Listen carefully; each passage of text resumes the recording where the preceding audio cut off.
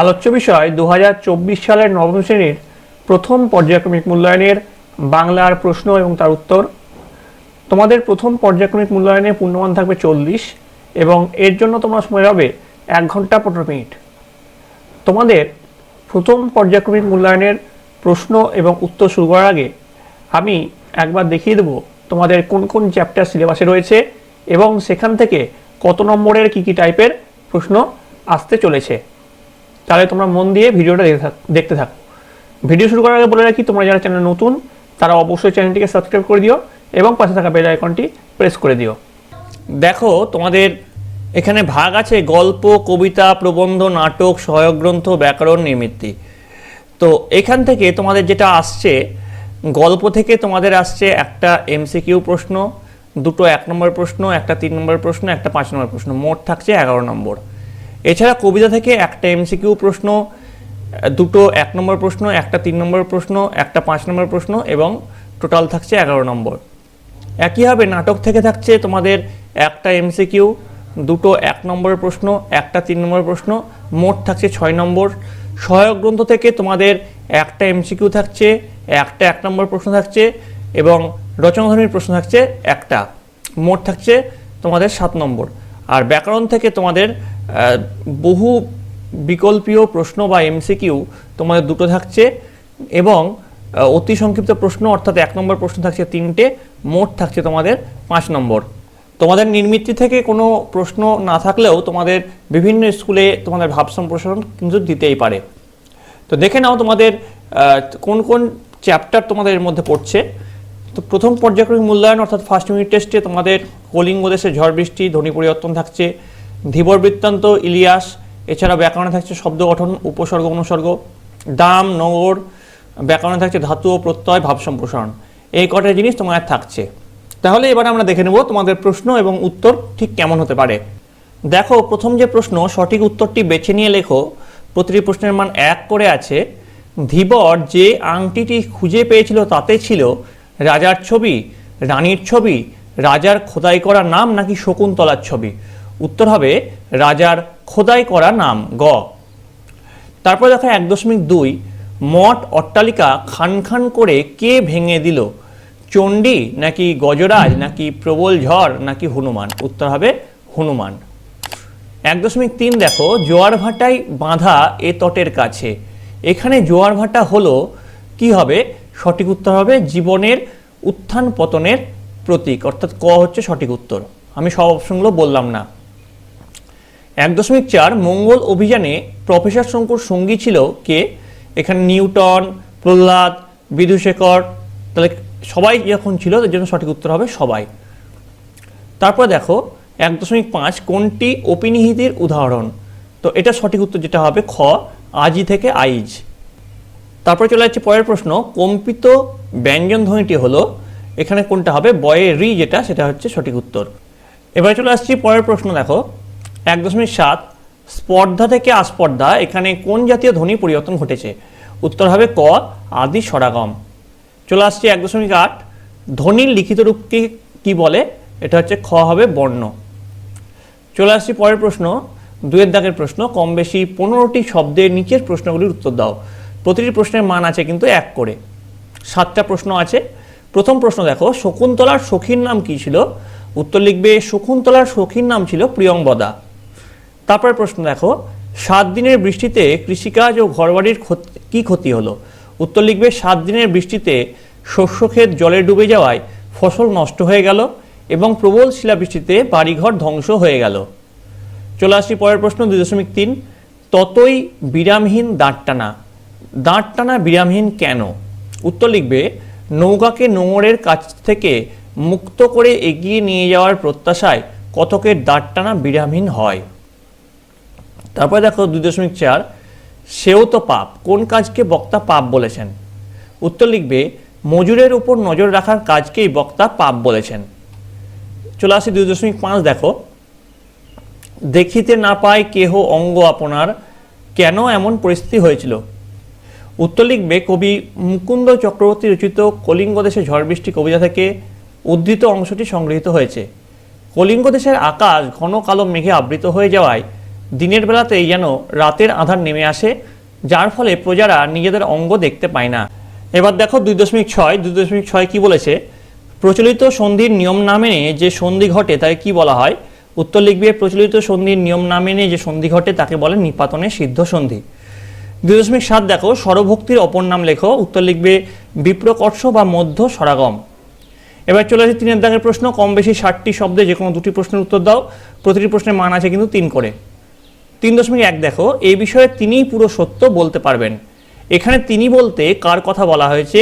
তিনি সত্য বলতে পারবেন কেন? এখানে দেখো দুটো পার্টের প্রশ্ন আছে, প্রথম পার্টের মান হচ্ছে 1, তারপরে পার্টের মান হচ্ছে 2। উত্তর লিখবে, এখানে তিনি বলতে ইলিয়াসের স্ত্রী শামশেমাগির কথা বলা হয়েছে।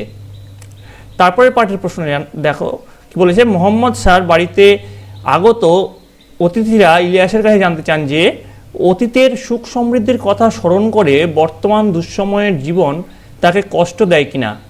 উত্তরে ইলিয়াস বলে যে এ বিষয়ে তার স্ত্রী শামশেমাগি ভালো বলতে পারবে। একজন মহিলা হওয়ায় কারণে তার মুখের কথার মনের প্রকৃত ইচ্ছাই প্রকাশ পাবে। 3.2 দেখো, চারি মেঘে জল দেয় অষ্ট গজরাজ। চারি মেঘ বলতে কি বোঝো? অষ্ট গজরাজের পৌরাণিক অনুষঙ্গটি কি? উত্তর লিখবে, কবি মুকুন্দ চক্রবর্তী রচিত কলিঙ্গ দেশে ঝড় বৃষ্টি পদ্যাংশে 4 প্রকার মেঘ জল দেয়। পুরাণ মতে সেই 4 প্রকার মেঘ হল সংবর্ত, আবর্ত, পুষ্কর ও দ্রোণ।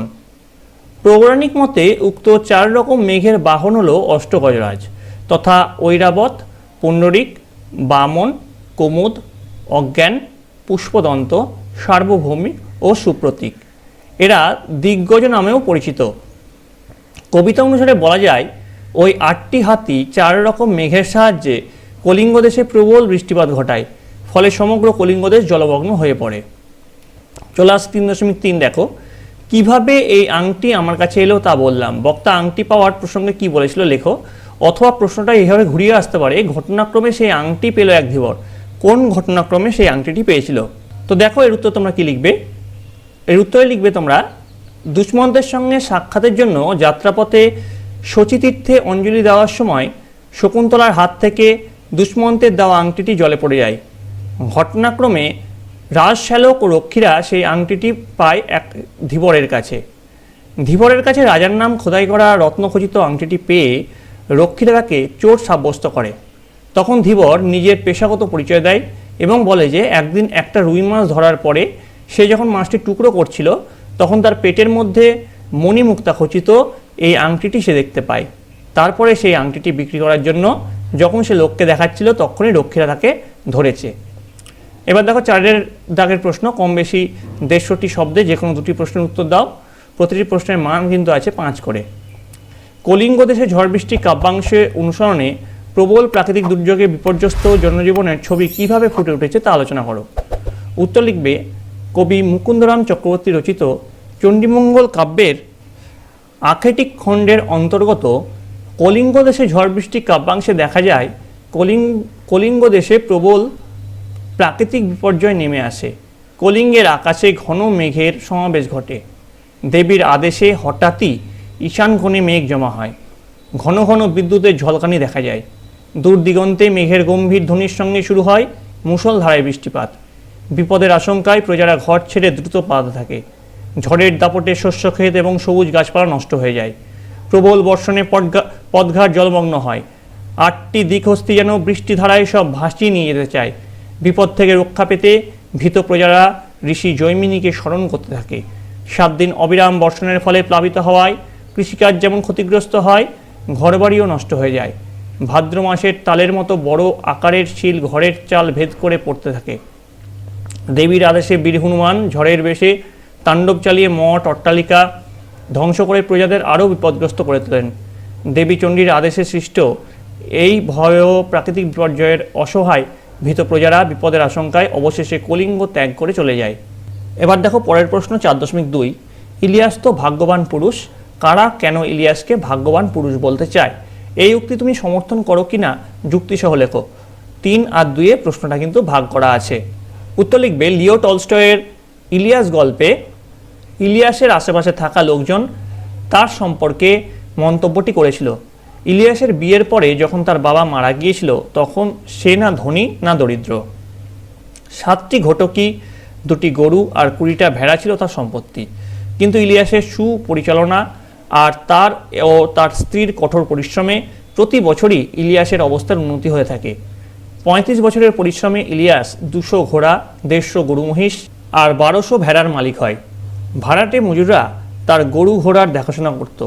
ভাড়াটে মজুরিরা দুধ দুইত, মাখন পনির তৈরি করত। ইলিয়াসের নামডাক তখন চারপাশে ছড়িয়ে পড়েছিল। তার আশেপাশের লোকেরা তখনই হিংসায় জ্বলে গিয়ে উদ্ধৃত মন্তব্যটি করেছিল। ইলিয়াসের উন্নতি হয়েছিল ভাগ্যে জোরে নয়, তার পরিশ্রমের কারণে। মানুষের চেষ্টা, ইচ্ছাশক্তি আর লক্ষ্য যে তাকে সাফল্যের দিকে এগিয়ে নিয়ে যায় তার সার্থক উদাহরণ ইলিয়াস। তাই ভাগ্যকে তার সাফল্যের ভিত্তি বললে এই পরিশ্রমের সাফল্যকেই ছোট করে দেখানো হয়। এবার দেখো 4.3 দেখো, বলেছে নোঙর গিয়েছে পড়ে তটের কিনারে। নোঙর এখানে কিসের প্রতীক? কবি নৌকা নিয়ে কোথায় যেতে চান? কবির আকাঙ্ক্ষা ও আক্ষেপ কিভাবে প্রকাশিত হয়েছে? অথবা এই প্রশ্নটা এইভাবে আসতে পারে, নোঙর গিয়েছে পড়ে তটের কিনারে, নোঙর বলতে কি বোঝো? নোঙর তটের কিনারে পড়ে গিয়েছে বলতে কি বোঝানো হয়েছে? দেখো এর উত্তরে তোমরা লিখবে, কবি অজিত দত্ত রচিত নোঙর কবিতায় নোঙর হলো জীবনের বিভিন্ন বন্ধন বা স্থিতিশীলতার প্রতীক। কবি নোঙর নিয়ে যেতে চান সুদূর 7 সাগরের পারে। বাস্তব জীবনের বাধাবন্ধন থেকে অনেক দূরে কল্পনালোকে পাড়ি দিতে চান কবি। মধ্যযুগের সওদাগরদের মতো কবি ভাসিয়ে দিতে চান তার সৃষ্টি সম্পদে ভরা নৌকা। রোজকার একঘেয়ে জীবনযাপন থেকে ছুটি নিয়ে তার কল্পনাপ্রবণ মন দূর অচেনা অজানা দেশে পাড়ি দিতে চায়। কবির আকাঙ্ক্ষা 7 সমুদ্র পাড়ে পাড়ি দেওয়ার। কবির ভাবুক মন সংসারের দায়িত্ব কর্তব্যের বাঁধন মানতে চায় না। কর্মময় সাংসারিক জীবনের বাঁধন তাকে কঠিনভাবে বেঁধে রাখে। স্রোতের গতি কবির এই দায়িত্বের বন্ধনকে বিদ্রূপ করে। কিন্তু কবি নিরুপায়, অসহায়। এই দাঁড় টানা বৃথা জেনেও তিনি অবিরাম দাঁড় টেনে চলেছেন। তাই কবির তীব্র আক্ষেপ, তরি ভরা পণ্য নিয়ে পাড়ি দিতে সপ্তসিন্ধু পারে। নোঙর কখন জানি পড়ে গেছে তটের কিনারে। সারা রাত তবু দাঁড় টানি, তবুও দাঁড় টানি। এভাবেই নোঙর কবিতাটি কবির আকাঙ্ক্ষার অপূর্ণতা ও আক্ষেপের বেদনা ধূসর হয়ে উঠেছে। এবার দেখো 5 দাগের প্রশ্ন, কম বেশি 150টি শব্দে যে কোনো একটি প্রশ্নের উত্তর দাও। প্রতিটি প্রশ্নের মান কিন্তু আছে 5 করে। বোমযাত্রীর ডায়েরি গল্প অবলম্বনে মঙ্গল গ্রহের সংক্ষিপ্ত বর্ণনা দাও। উত্তর লিখবে, বোমযাত্রীর ডায়েরি নামক কল্প বিজ্ঞানমূলক গল্পে আমরা মঙ্গল গ্রহের সংক্ষিপ্ত বর্ণনা পাই। মঙ্গল গ্রহের গাছপালা, মাটি, পাথর সবই যেন নরম রবারের মতো। নরম পাথরের ঢিবির রং হলুদ। এছাড়া ওখানকার সমস্ত নদীর রং লাল। সেখানকার জল স্বচ্ছ পেয়ারা জেলির মতো, স্বাদ অমৃতের মতো। জল বয়ে যাওয়ার কুলকুল শব্দ শোনা যায় না। একটি স্থির শান্ত থমথমে ভাব রয়েছে চারপাশে। আবহাওয়া গরমের দিকে হলেও মাঝে মাঝে একটা ক্ষণস্থায়ী হাড় কাঁপানো ঠান্ডা হাওয়া বয়ে যায়। নতুন জগতের বিচিত্র গন্ধ পেয়েছিলেন শঙ্কু, যা গাছপালা, জল, মাটির নয়, একান্ত মঙ্গল গ্রহেরই গন্ধ। তার আবহাওয়ার সঙ্গে মিলে রয়েছে। আর এই মঙ্গল গ্রহে রয়েছে মানুষ, মাছ ও জন্তুর সংমিশ্রণে গঠিত একদল অদ্ভুত প্রাণী। হাত 3 লম্বা, মাছের মতো ডানা, বুক জোড়া দন্তহীন হাঁ, মাঝখানে প্রকাণ্ড সবুজ চোখ এবং এদের সর্বাঙ্গ মাছের আঁশে ঢাকা। এদের আক্রমণের মুখে পড়ে প্রফেসর শঙ্কু এবং তার সঙ্গী সাথীরা অত্যন্ত সাহস ও বুদ্ধিমত্তার পরিচয় দিয়ে নিজেদের প্রাণ বাঁচিয়েছিলেন। এবার চলে আসি তারপরের প্রশ্ন 5.2, আমি মোটেই বিশ্বাস করি না। বক্তা কি বিশ্বাস করেন না? বক্তার মনোভাব ব্যক্ত করো। উত্তর লিখবে, প্রফেসর শঙ্কু নিজের তৈরি রকেটে চেপে মঙ্গলের উদ্দেশ্যে পাড়ি দেওয়ার জন্য কেবলমাত্র বুদ্ধিমান লোকেরই প্রয়োজন একথা তিনি বিশ্বাস করেন না। মঙ্গল অভিযানে প্রফেসর শঙ্কু পোষা বিড়াল নিউটন, বৃত্ত প্রহ্লাদ এবং যন্ত্রমানব বিধুশেখরকে সঙ্গে নেওয়ার পরিকল্পনা করেছিলেন। শঙ্কুর মতে যে কোনো অভিযানে শুধু বুদ্ধিমান মানুষ থাকলেই চলে না, সঙ্গে সাহসী লোকেরও প্রয়োজন হয়। অনেক ক্ষেত্রে সর্ববুদ্ধির মানুষেরা বেশি সাহসী হয়, কেননা তারা ভয়ের কারণটা ভেবে বের করতে অনেক সময় নেয়। এই জন্য টিকটিকির কেরামতিতে অ্যাসিডের শিশির উল্টে পড়ায় ভয়াবহ বিস্ফোরণের আশঙ্কায় শঙ্কু নিশ্চল হয়ে পড়েন। অথচ প্রহ্লাদ সাহসিকতার সঙ্গে কিছু না জেনেও ক্ষিপ্ত হাতে গামছা দিয়ে অ্যাসিড মুছে ফেলে বিস্ফোরণের সম্ভাবনা সহজে নির্মূল করে দেয়। সুতরাং শঙ্কু বুদ্ধিমান হওয়া সত্ত্বেও অন্যের গুরুত্ব এবং যোগ্যতাকে স্বীকৃতি দেন। তাই তার মঙ্গল অভিযানে তিনি তার সঙ্গে নির্বাচনের মাধ্যমে তার দূরদর্শিতা, অভিজ্ঞতা ও বিচক্ষণ মনের পরিচয় দিয়েছেন। তো এবার দেখো, ভাব সম্প্রসারণ করো, এগুলো বিভিন্ন স্কুলে আসতে চলেছে। যে কোনো একটি প্রশ্নের উত্তর দাও, তোমাদের কিন্তু আমি অনেক কটা ভাব সম্প্রসারণ করাচ্ছি, দেখে নিও, তার মধ্যে হয়তো একটা তোমরা কমন পেতে পারো। প্রথম প্রশ্ন দেখো, এই জগতে হাই সেই বেশি চাই, যারা আছে ভুরি ভুরি, রাজার হস্ত করে সমস্ত কাঙালের ধন চুরি।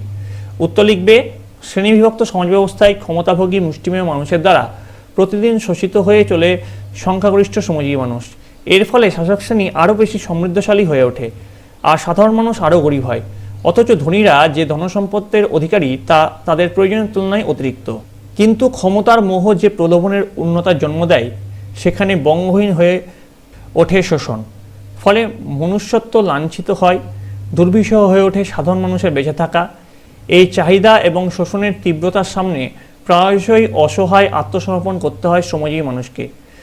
জীবনানন্দের ভাষায় বলতে হয়, সে অনেক শতাব্দীর মনীষীর কাজ, ধনীদের দ্বারা গরিবের সম্পদ লাভ এবং তাদের নিঃস্ব করে দেওয়ার চেষ্টা, তাই মানব ইতিহাসের এক নষ্ট প্রাত্যহিকতা। এবার দেখো, পরের আসতে পারে, পুষ্প আপনার জন্য ফোটে না, পরের জন্য তোমার হৃদয় কুসুমকে প্রস্ফুটিত করিও। এটাও কিন্তু 4 মার্কসে আসতে পারে, এটা তোমরা দেখে নাও। আমি স্ক্রল করে যাচ্ছি, একটু পজ করে তোমরা এই ভাব সম্প্রসারণটা দেখে নাও, কারণ এগুলো করাতে গেলে অনেক টাইম লেগে যাবে এবং ভিডিওটা অনেক বড় হয়ে যাবে। ঠিক আছে, দেখে নিতে পারো, তোমরা একটু পজ করে দেখে নিও। তারপরে যেগুলো ইম্পর্টেন্ট সেগুলো আমি লিস্ট দিয়ে দিচ্ছি। ছোট বালুকার কণা, বিন্দু বিন্দু জল, গড়ি তোলে মহাদেশ সাগর অতল। রাতে যদি সূর্য শোকে ঝরে অশ্রু দ্বারা, সূর্য নাহি ফেরে শুধু ব্যর্থ হয় তারা। যারা শুধু মরে কিন্তু নাহি দেয় প্রাণ, কেহ কবু তাহাদের করেনি সম্মান। দণ্ডিতের সাথে দণ্ডদাতা, কাঁধে যবে সমান, আঘাতে সর্বশ্রেষ্ঠ সে বিচার। উত্তম নিশ্চিন্তে চলে অধমের সাথে, তিনিই মধ্যম যিনি চলেন তফাতে। অন্যায় যে করে আর অন্যায় যে সহে, তব ঘৃণা তারে যেন তৃণ সমদহে। স্বার্থমগ্ন যে জন বিমুখ বৃহৎ জগৎ হতে, সে কখনো শেখেনি বাঁচিতে। চোর দোষী বটে কিন্তু কৃপণ ধনী তদাপেক্ষা শতগুণে দোষী। কেরোসিন শিখা বলে মাটির প্রদীপে, ভাই বলে ডাকো যদি দেব গলা টিপে। হেনকালে গগনেতে উঠিলেন চাঁদা, কেরোসিন শিখা বলে এসো মোর দাদা। তারপরে সর্বশেষ, সবার উপরে মনুষ্যত্ব, তাহার উপরে নাই। তো এই ছিল তোমাদের নবম শ্রেণীর ফার্স্ট ইউনিট টেস্টের সাজেশন, প্রশ্ন এবং তার উত্তর। তোমরা তোমাদের বইটি খুঁটিয়ে পড়ো এবং এই ভিডিওটা ভালো করে ফলো করো। আশা করি এখান থেকে তোমাদের অনেক সাফল্য আসবে। তোমাদের যদি এই ভিডিওটি ভালো লেগে থাকে অবশ্যই লাইক করবে। তোমাদের এই ভিডিও নিয়ে কোনো মতামত থাকলে অবশ্যই কমেন্ট বক্সে জানাবে। ভিডিওটি ভালো লাগলে অবশ্যই বন্ধুদের কাছে অনেক অনেক শেয়ার করবে। তোমরা সকলে ভালো থাকবে, তোমরা সকলে সুস্থ থাকবে।